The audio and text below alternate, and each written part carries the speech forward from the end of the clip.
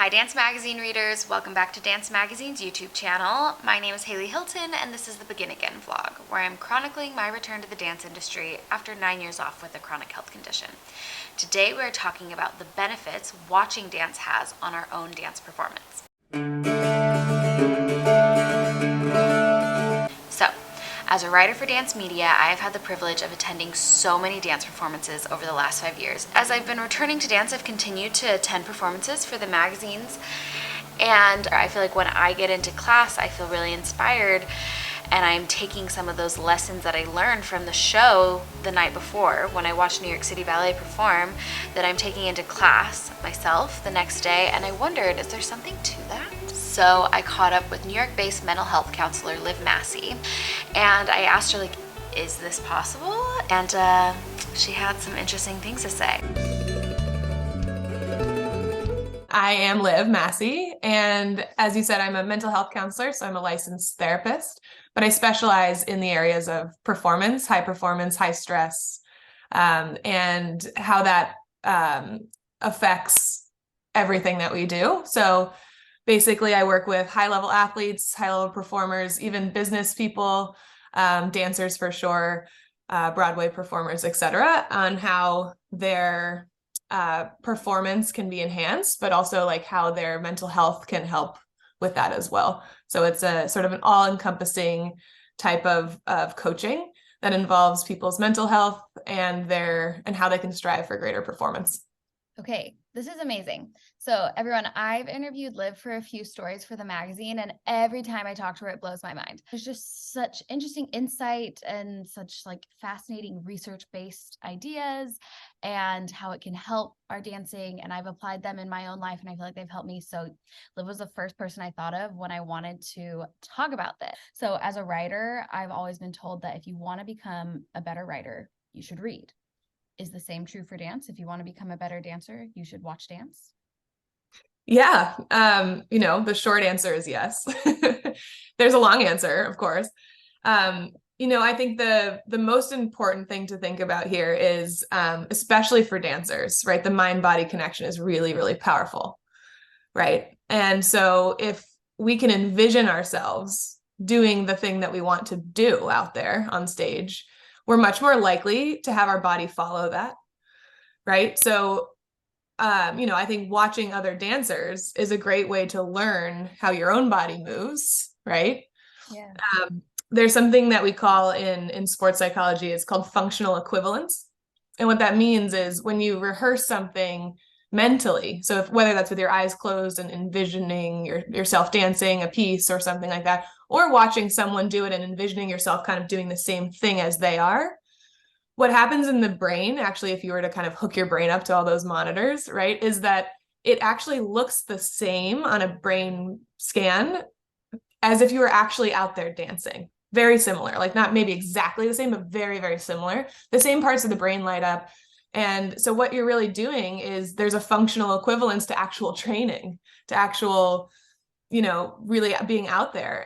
So it's not just a kind of a fluffy mental thing. It's actually you're working on reaction time. You're working on that mind-body connection, even if you're just watching something, whether it's yourself on tape, whether it's someone else, or whether you're just sitting with your eyes closed and visualizing it. Oh my gosh, that's amazing. So that sounds like it would even apply to like if you're in class and you're standing on the side observing other dancers. And yeah, absolutely. So going and consuming dance can actually, that can be part of your training without I mean, you get to enjoy it. You get to experience this art that we love so much, and you're also improving. I would add just one caveat on this. Okay. It's really helpful, all the things we just talked about. The way that this could turn into something that might be unhelpful is if there's self-comparison or judgment involved, right? So if we're watching someone who we really idolize or who's really good or all that, that can be a huge opportunity for us to learn, as long as we're not spending the mental time comparing ourselves to them and saying, oh, they're so much better, or, oh, I could never do that, or that's just how their body works, mine doesn't do that, right? Those types of thoughts aren't helpful, right? Instead of having those thoughts, being able to just kind of go into it with the intention of learning something, right? And figuring out, oh, how that's how they do that. Maybe I'll try that in my next rehearsal, right? As opposed to, the judgment piece that could kind of get in the way of this being helpful. Yes. Okay. I'm so glad you said that, because I don't know, readers, if you feel this way sometimes, but sometimes I'll be watching something and being like, dang, I'm not up there with them. I wish I was doing that. It's easy to get in your head that way. Totally. Yep. So yeah, so how do you go, like, are there ways you can prepare going into it, like mantras or whatever that you can go in to help your brain be like, we get to enjoy this. This is not about comparison. How do we do that? Yeah, I think this is a skill that we can grow, right? So, um, this is part of why it's important to have a coach, someone who can work with you on these things over time. But essentially, what you're doing there is you're cultivating what we call a growth mindset. And a growth mindset will look at something as an opportunity and not as something that's threatening to us, right? So if we are watching someone who got the part we wanted, right, it can be really hard not to just sit there and feel threatened by that, or angry, or jealous, right? And those emotions are big and powerful, and they get in the way of us being able to learn anything. So to go in with a growth mindset, so before you even go into the performance, or before you turn on the thing that you're going to watch, or whatever it is, right, just saying, like, I'm not comparing myself as a performer to that person. I'm watching them do a piece, and I'm seeing what I can take from it, right, to improve whatever it is that I do. Right. So just being able to go into it and view it that way really changes the lens in which you watch that. It sounds like this is something that is developed over time. So maybe it might not happen so easily the first time. You might go in and it is a skill, just like anything, right? Just like building a muscle. It does take some time and some reps to get your brain to think that way automatically. But that is essentially what you are training, is the ability to kind of go in with an open mind and learn something. Sounds like in the long run, because we are dancers forever, but as our bodies evolve and change, really what we are is like consumers, or like patrons of the arts for our whole lives. And it sounds like this is something that's developing a lifelong skill so that we can really enjoy this forever and have it benefit our lives forever without it having any kind of like, oh, I'm not up there, oh, I'm not good, or anything like that. It's just, that's a really good point. That's a really good point. Like, far beyond your dancing career, like, to be able to still enjoy this art, right? And going into it with that mindset and training the mindset that you want to have for that, I think is it's definitely beneficial while you're dancing, but it's, as you say, like, definitely beneficial after that too. Is there anything you can do besides just watching that like helps benefit the experience of observing? Like, so tonight I'm going to a performance, I'm going to watch Complexions. How can I use this experience to my advantage? For you going tonight, right, I would go in with the most open mind you can about just like trying to see the novelty, right? Especially if this is a piece or you've done or you've seen before, right? Your brain's going to kind of fill in the gaps and already see what's there. Try to just see what's there without putting any like assumptions on it, right? Just see what the dancers are doing and try to notice things that you wouldn't notice normally. So like, notice, what's their facial expressions doing, right? If you notice a mistake, like, notice how they bounce back. Try to notice little things like that, which can be really powerful for your own learning, because it also says, like, hey, these are humans, right? They're very talented humans, but they're humans. So that's a helpful thing. And then what I would do is sort of take mental notes of what you thought was interesting, what you thought was really amazing, what you want to try to bring out of it. And what you do then is, when you go back home tonight, or maybe tomorrow, or whatever it is, what you want to do is you want to sit in a quiet space, right? And close your eyes and really try to visualize yourself dancing, whether it's that whole piece or whether it's just taking the parts that you want to take. But you want to, the key for this to get to that functional equivalence piece that I was talking about before, is to make sure that you engage all the senses as much as you can, to make that mental landscape as close to what it would really be. So that's saying, like, what does it smell like in the theater? Like, just kind of like bringing those things to mind. What are you hear around you? What's around you? What might you see, right? What does your body feel like, right? Are your legs sore? Are you feeling strong today, right? Those types of things, like, really get yourself in that place as much as you can, and then go through, like, rehearse it really in your brain, but like really imagining your body doing that thing in the way that you want it to, right? Not like making mistakes, not stumbling around, but like the most beautiful way that you could ever imagine it.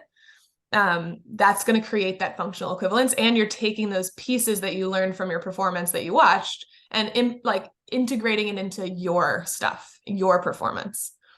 Ooh. So that's what I would say. It's sort of a two-step thing. The watching's part of it, but it's the visualization and imagery afterwards that's really important. Like, does it work? Like, okay, so I'm having a bit of trouble right now in my left pirouettes, really rolling through my foot after, like, I had an injury. And my foot gets scared and it'll kind of just pop down instead of roll through. Totally. And so could this be used in the same way where I'm like, oh, I saw someone at Complexions do these gorgeous pirouettes and roll so beautifully. So I'm going to come home, close my eyes, and envision myself doing that same roll through. And hopefully as I'm doing that over time, it's adding to, of course, the strength training in the class and all of that to create a more beautiful pirouette. Yes, what a wonderful example. Thank you for adding like a real life example to this.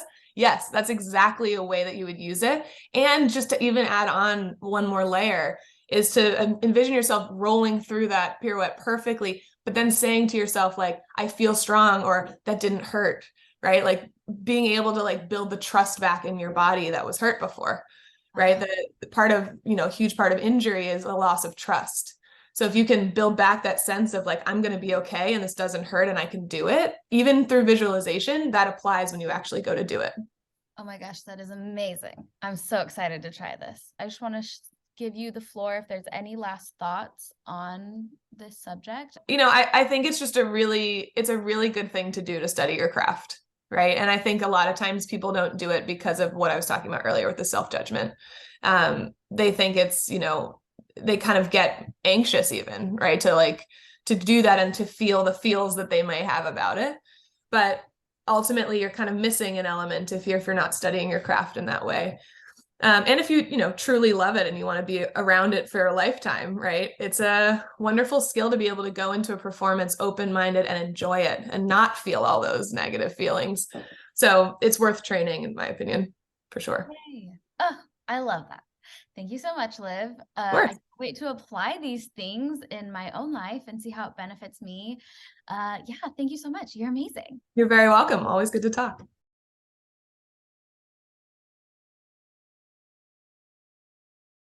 So Liv said to go, when we're going to see a performance, make sure we check in with ourselves before. So we're going in with the right headspace, so we can go in to enjoy the experience and not leave feeling like bad about ourselves. So I'm going to see Complexions tonight. This is what Olivia said to say. It's kind of like a mantra that I'm going to say to myself right now. I am not going to this performance to compare myself. I'm going in to be inspired, to enjoy art, and to learn something. So yeah, that is my plan. I'm gonna go head out the door and meet my friend now. Yay!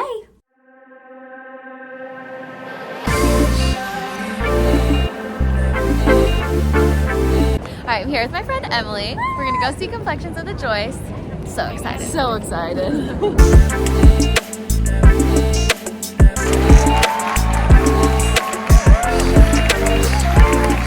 So she said to, while I'm watching, take mental notes about things that I really liked in the show. And honestly, there were so many things that I loved. But one specific thing that I saw in all of the dancers pretty much across the board was this like stability. They were all so strong, and everything was just so smooth. There wasn't very many bobbles throughout the entire performance, and I really was mesmerized by the way one movement could flow into another because they had the capacity to like roll through and just be really stable. In particular, you guys, I have a dancer crush on Thomas Dilly. Like, here, let me show you. This guy right here. That is the most blurry video I've ever shown you, but he is one of the best dancers I've ever seen in my life. And I, at this point, feel like I've seen a lot of dance through this job.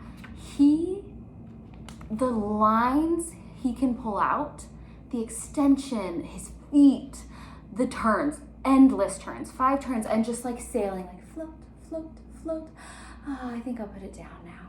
Or like lifting others. He's just gorgeous. I'm going to visualize his stability in his pirouettes and his stability in just like moving through the floor, moving through his feet. That's something I'm gonna visualize. The other thing that I really loved was Tatiana Melendez did a duet with Miguel Solano, and it was the Loving Story System. We felt so emotional after System. It was just, what I really liked about her performance, specifically Tatiana's, but really both of them, is underneath this pristine technique, they were so emotional. They were telling this story with their entire bodies, with their expression, and they were so connected, and it felt like they were really depicting what seemed like this very intensely emotional relationship. And it was stunning. And so I want to visualize that kind of storytelling and that kind of connection to the music. So, time to meditate.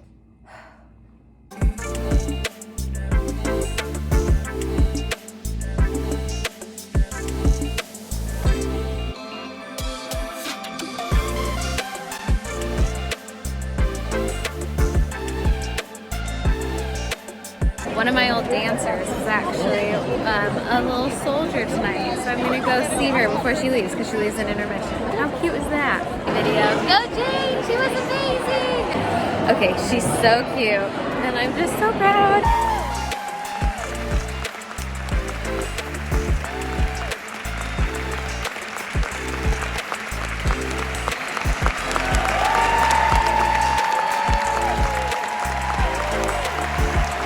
So Megan Fairchild danced the role of Sugar Plum today, and I am a huge Megan Fairchild fan. I've loved her ever since I first watched her dance, first discovered her. She is from Utah, so I felt this like kinship to her. But then she's just also electric on stage. Like, oh, she's so beautiful. And I really loved watching like, she's had 3 kids now. She had a twin pregnancy during the pandemic, and she's come back in this just sensational way. She's at the top of her game, and I find that really inspiring. You know, obviously that's what this whole blog is about, is beginning again. It's never too late. And I think the main thing that I see from watching Megan that I want to apply to my own life is, like, you can see the maturity in her. You can see like the work of the years, and you can see, I don't know, when she dances, you can see like the life behind her, and it makes her movement quality so rich and her performance so expressive. And I know that I feel that way about myself. I believe that I am a stronger dancer for my age, for the time I spent off, for the complete person I am outside of dance. But sometimes you forget, and you get so hungered down into like the specifics of the technique or this, that, or the other. And watching her, what I want to learn and take from that is like the reminder of what, like, who I am and what is underneath the surface of me should come out in a performance, and that I should use my experience to really connect with people and to do my best. All right, me and Lucky are gonna meditate here together.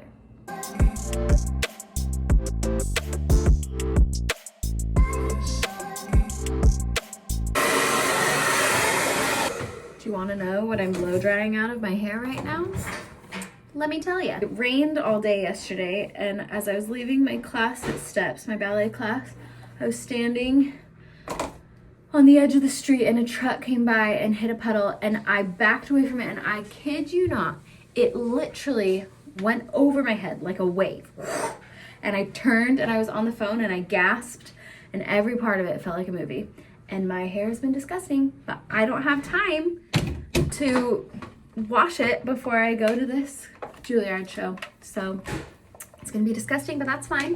You can look disgusting and watch a show. Another day, another performance. I'm off to see Juilliard perform. Here we go. This is my friend Lindsay. She came with me to watch the show today. Phenomenal. So good.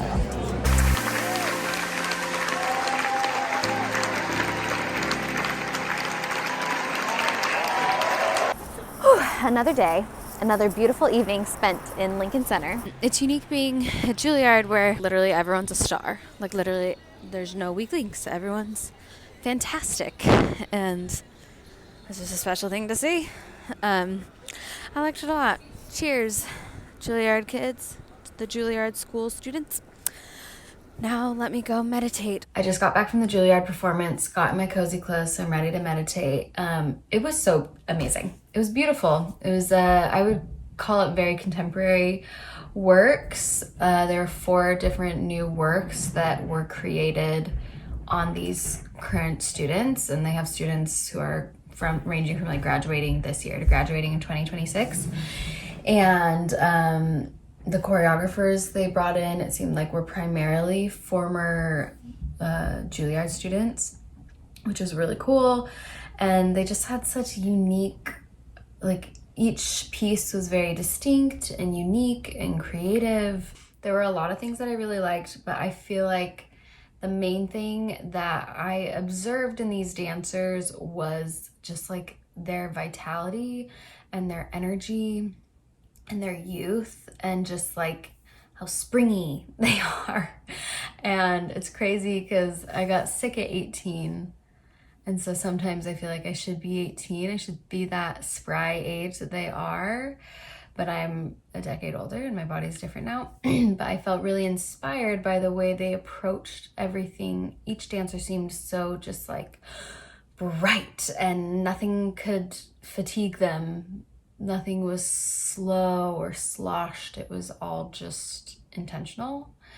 And I really liked that. And so what I'm gonna envision now as I meditate is me doing some contemporary works like theirs, like stuff I've done in the past, with that same lifeblood and energy, with that same crispness and clearness. And then the other thing that I noticed is just they had such cool ways of moving, the way they like the music came into their bodies and how they were each unique to themselves. And I just want to take that and remember what makes me uniquely phenomenal as an artist and close my eyes, think about that, meditate.